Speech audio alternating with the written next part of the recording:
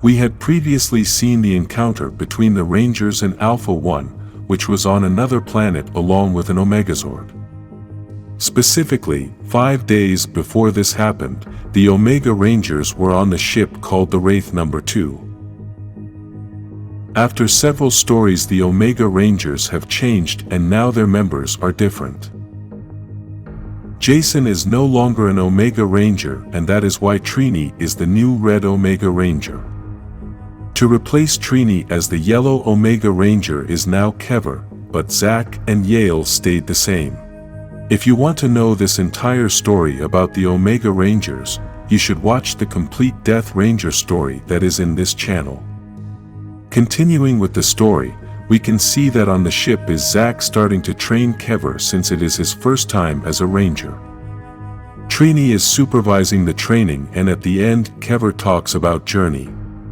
She was an alien that Trini and Zack had found, but she had the problem that her growth was accelerated, and her life was very short-lived. They both start talking about her and try to console each other as they miss her a lot, and a very awkward moment arises. Trini tells Zack that he was an excellent father, then he tells her that she shouldn't have turned him down when he asked her out at school.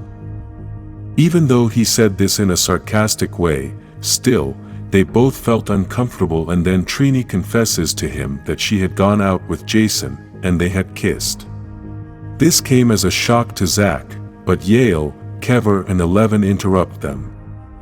Then Eleven warns them that they are going to reach the planet Casentine and that the Omega Rangers are looking for a supposed trace of the Death Ranger. This planet was one of the places where the Morphin Masters used to live, and it is full of Morphin energy. After 5 days, in the present, we can see the exact moment when the mighty Morphin encountered Alpha 1. Kimberly had already faced this robot, but Adam, Rocky and Aisha had never interacted with it.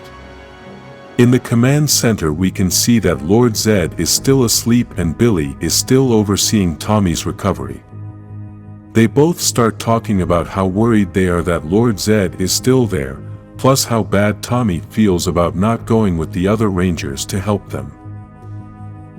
Alpha 5 is also tired of continuing to babysit the other villains since they eat so much food and it's driving him crazy. Tommy asks Billy about staying there and not helping the other Rangers, but he tells him that he is more useful there in the command center than fighting outside. Tommy thinks Billy doesn't want to be a Ranger anymore, but Billy replies that he loves being a Ranger and will continue to be one. On the other planet the Rangers start fighting Alpha 1, who attacks Kimberly and Rocky first. Alpha says he already knows Kimberly's moves, but Adam tries to beat him since he doesn't know her moves. Then Aisha attacks him, but Alpha pushes them both away and starts using parts of the Omegazord to build himself a new armor.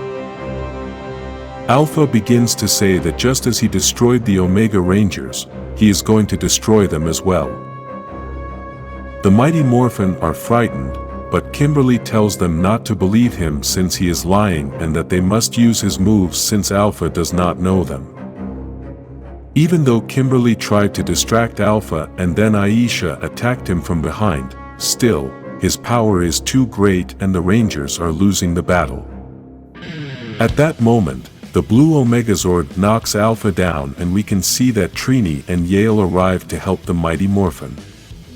Despite this, Alpha tries to steal the blue Omegazord's energy, but the mighty Morphin call their Zords to fuse them with the blue Omegazord and give it more power. This combination forms a very powerful Megazord in order to defeat Alpha 1. Even though the mighty Morphin have many questions about how Yale can control a Zord, they all start to destroy Alpha together. After they destroy all of his armor, Trini proceeds to cut off his head, but tells the Rangers that they must leave before he recharges.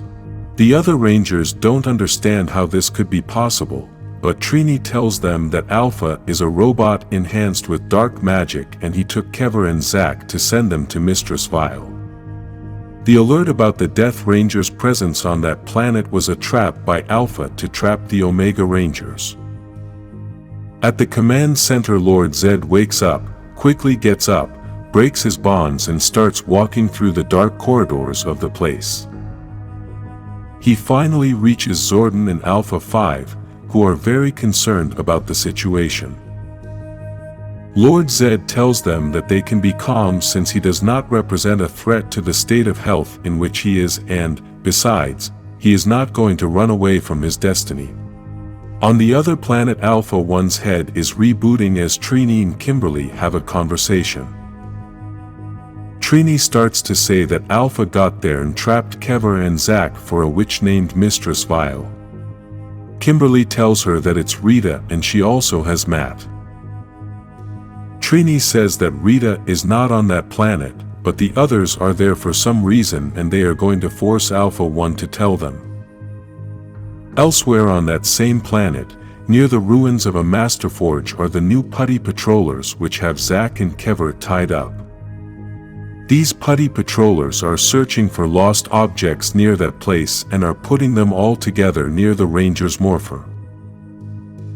The other Rangers arrive to save Zack and Kever and start destroying the putty patrollers. Then in another place we can see Trini and Kimberly trying to burn Alpha's head to torture him and get information out of him.